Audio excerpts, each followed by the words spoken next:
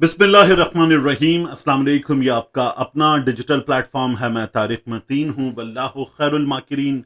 अल्लाह सबसे बेहतर तदबीर फरमाने वाला है, वही बचाएगा मेरे देश को बलाओं से जो बारिश में शजर से घोंसला गिरने नहीं देता, क्योंकि उसकी तदबीर तमाम तदाबीर की इमाम है। इस वीडियो में जो ईरान के वजीर खारजा अब्बास इराक़ची साहब इस्लामाबाद आए, आकर गए और फिर मस्कत जाने के बाद वापस पाकिस्तान आकर रवाना हो गए। उसके बाद पाकिस्तान की हुकूमत ने एक ऐलान पाकिस्तान के शहरियों को, इस्लामाबाद के शहरियों को सुना दिया है। उस ऐलान की ताज़ा तरीन सूरत हाल की बात करेंगे इस वीडियो में। और जी जो इकरारुल हसन साहब का मामला है, इसकी भी इस वीडियो में बात करेंगे।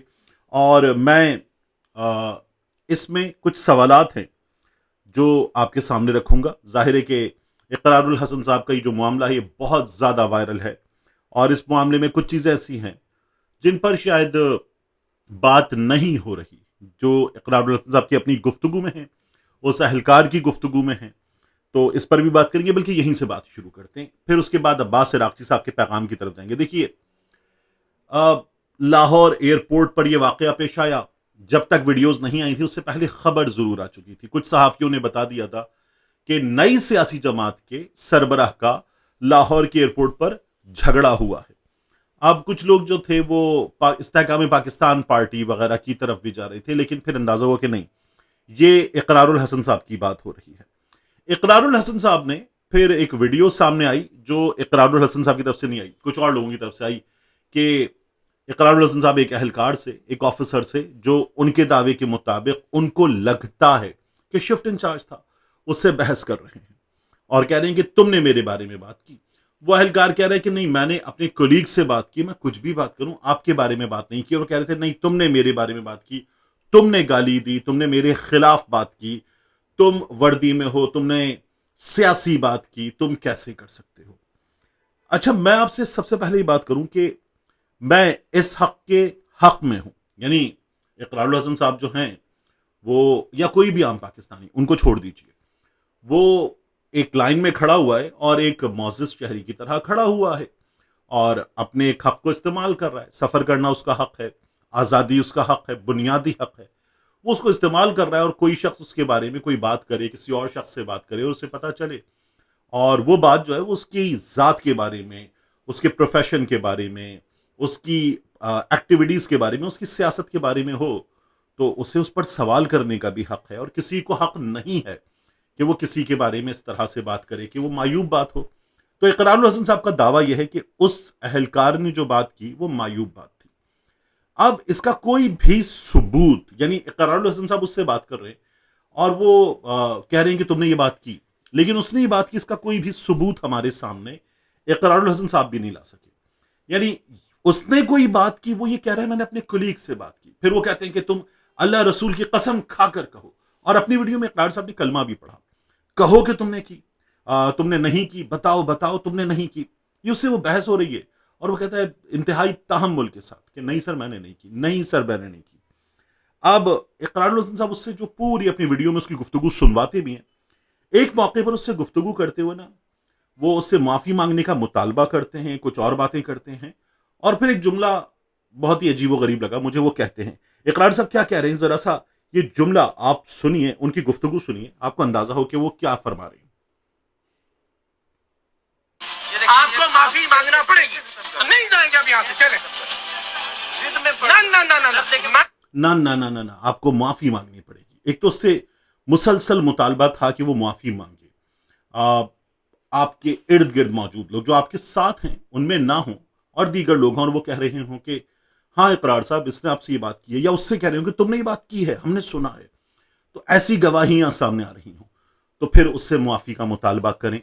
ऐसी कोई भी गवाही सामने नहीं आ रही, फिर आप उसको ये बता रहे हैं, बावर करा रहे हैं कि तुम मोहसिन नकवी के अंडर काम करते हो। यानी ये बता रहे हैं कि तुम्हारी शिकायत ऊपर जाएगी, या अभी भी जा रही है, इस वीडियो के जरिए भी तो मोहसिन नकवी साहब तक शिकायत जाएगी।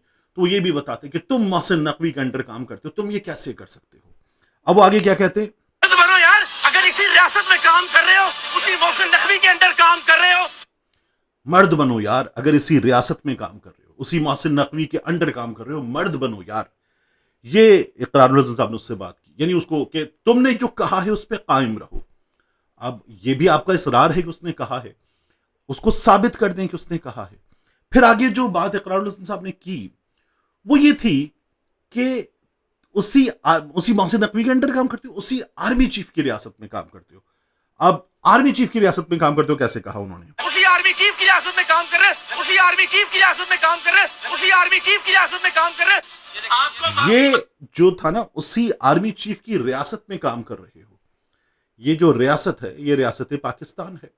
ये रियासत मेरी भी है, आपकी भी है, इकरार की भी है, FIA के उस ऑफिसर की भी है, मोहसिन नकवी की भी है, आर्मी चीफ की भी है, मियां मनशा की भी है, एक बहुत अमीर आदमी, ये बेनज़ीर इनकम सपोर्ट प्रोग्राम से जो शख्स मदद ले रहा है उसकी भी है। ये सबकी रियासत है। तो ये हम सबका पाकिस्तान है ना। तो इसलिए आर्मी चीफ की रियासत में, ये हमारे यहाँ सहाफ़ियों में बड़ा मसला है, हमारे यहाँ सियासतदानों में भी, और बाज़ मखसूस सियासतदानों में तो बड़ा मसला है।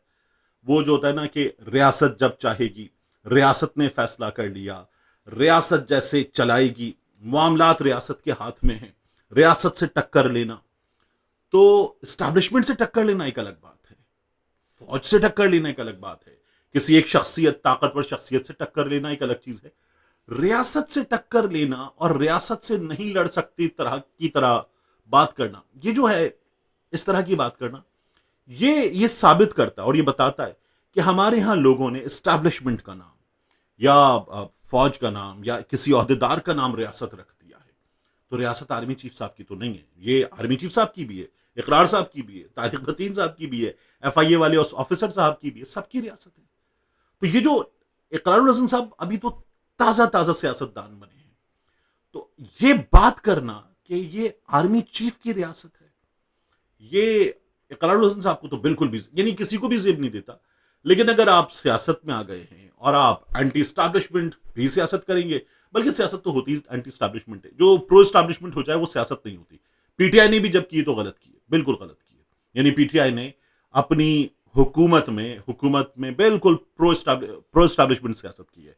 कि वो तो बार बार कहता हूं ना कि जो जनरल बाजवा ने तोहफे दिए कि जी ये आमिर लियाकत साहब, ये फिरदौस आशिक आवान साहिबा, फिर उसके बाद ये फैसल वाउडा साहब, फिर उसके बाद ये चौहान साहब, दीगर लोग, बड़ी तादाद में लोग, ये सब आपके, तो PTI ने ले लिए वो तमाम के तमाम तोहफे, ये सिकंदर सुल्तान राजा साहब, ये बाकी साहिबान, तो PTI ने वो सब के सब तोहफे लिए।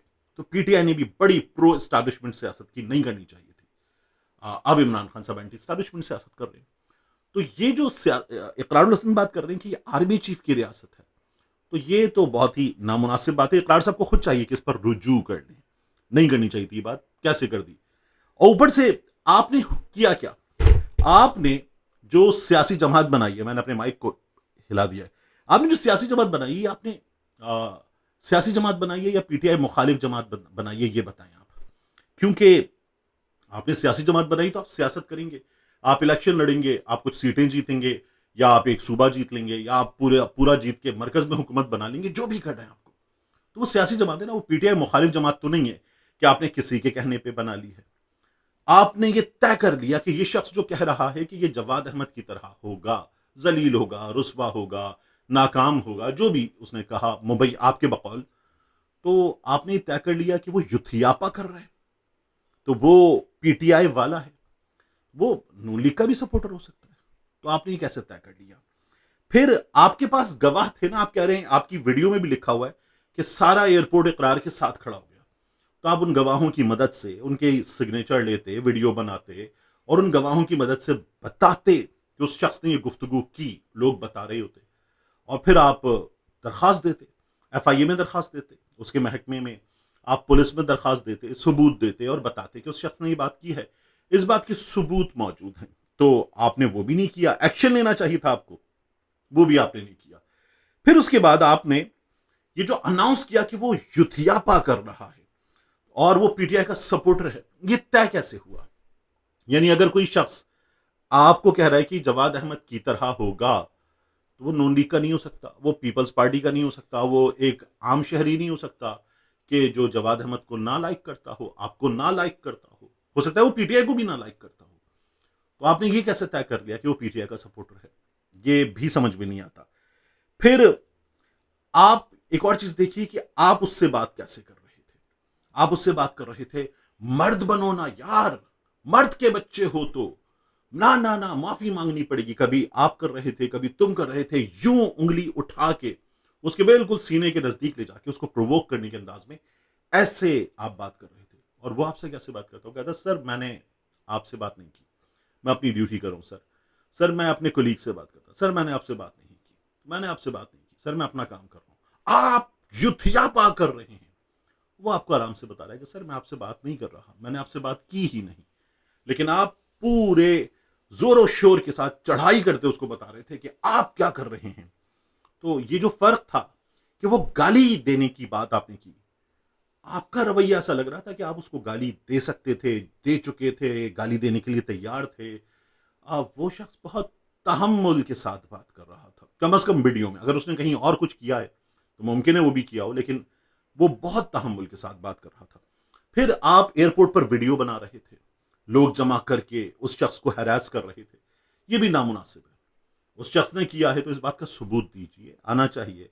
अगर उसने किया तो बिल्कुल गलत किया है। और फिर अगर आपकी फैमिली मौजूद है, उसने किया है ऐसा कुछ जो आप कह रहे हैं कि किया है, तो या मैं ये मान लेता हूं किया होगा, तो बिल्कुल गलत किया है, आप उसके खिलाफ एक्शन ले लीजिए। ये जो आपने किया है ये दुरुस्त नहीं है। आपको उसके खिलाफ एक रिटन एप्लीकेशन देनी चाहिए थी, कोई एविडेंस था वो देना चाहिए था। आपके पास विटनेसेस थे, उनकी गवाही शामिल कर लेते, उनका आप नंबर वंबर ले लेते, शनाख्ती कार्ड की एक तस्वीर लेके लगा देते, बता देते थे कि ये भी शामिल हैं, ये तमाम के तमाम लोग इस दरखास्त में मेरे साथ शामिल हैं, ये बिल्कुल हुआ है। तो आपको ये तरीका इख्तियार करना चाहिए था। आप सहाफ़ी हैं, सियासतदान हैं, और तहम्मुल, यानी हमारे यहाँ सियासतदानों के साथ क्या कुछ नहीं हो जाता, तो वो तहम्मुल का मुजाहिरा करते हैं। आपको भी करना चाहिए था, बिल्कुल करना चाहिए था। और मैं फिर भी ये समझता हूँ कि आप गुस्से में आ सकते थे। आपकी फैमिली, हमने बड़े बड़े लोगों को देखा, शाहिद आफरीदी को कराची एयरपोर्ट पे हमने देखा था, वो गुस्से में आ गए। लोगों के साथ होता है कुछ बुरा, वो गुस्से में आते हैं। किसी शख्स को आप यहाँ तक छेड़ दें कि उसके खूनी रिश्तों पर आ जाएं तो वो गुस्से में आ जाता है।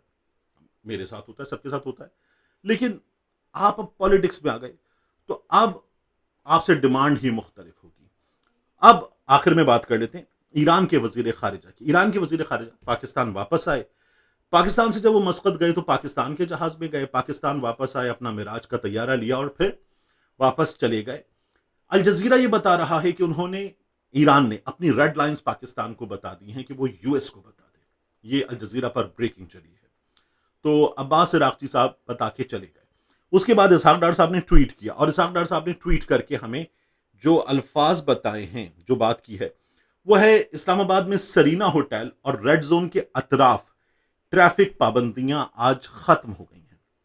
तो सब खुल गया, यानी वो था ना, थोड़ा बहुत छोड़ के बाकी सब खोल दिया, अब सब खोल दिया। बिलखुसूस इस्लामाबाद और रावलपिंडी के शहरियों के सब्र और ताउन पर दिल की गहराइयों से शुक्रिया अदा करता हूं। आपकी हिमायत हमें अपने मेहमानों की हिफाजत को यकीनी बनाने और खित्ते में अमन के लिए अपनी कोशिशों को आगे बढ़ाने के काबिल बनाती है। हम इन मकासद के लिए पुरअज़्म हैं और आपकी मुसलसल दुआओं और नेक तमन्नाओं के कदरदान और तलबगार हैं। तो डार साहब का ये बताना, अब्बास इराक़ची साहब का आना, आकर वापस चले जाना, ये तमाम चीज़ें बता रही हैं कि हो सकता है कुछ ज़रा ज़्यादा आगे जाकर, हफ्ता 10 दिन, महीने बाद फिर कुछ हो और कोई मुज़ाकरात हों, और मुज़ाकरात इसके बावजूद भी चलते रहें, पैगाम रसानी होती रहे।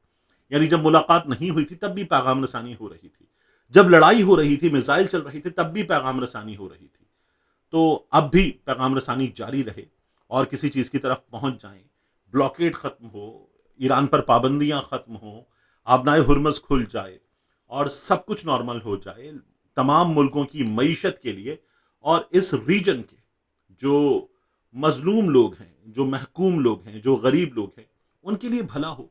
इससे अच्छी बात क्या हो सकती है। लेकिन इस वक्त इस चैप्टर में हमें ये नज़र आ रहा है कि एक बड़ा कम से कम पॉज ज़रूर आ गया है। फुल स्टॉप भले नहीं भी आया तो एक बड़ा पॉज ज़रूर आ गया है।